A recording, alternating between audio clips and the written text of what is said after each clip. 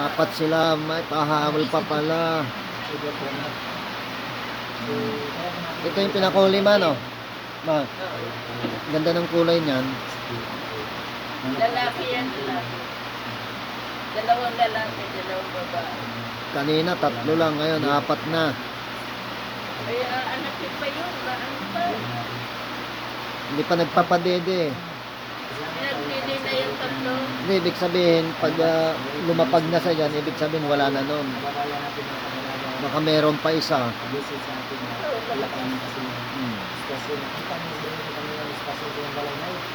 Ito yung bunso. Pero ayaw pa silang patidehin. Baka meron pang sunod. Baka may panglima pa. Ito yung mga nauna. 3. Mahigit 4 na oras man, no? Bago siya nanganak ulit.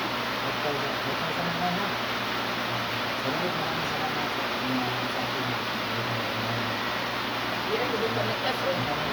Oh.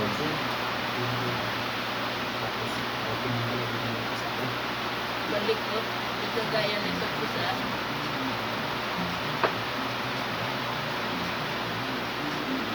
Okay guys.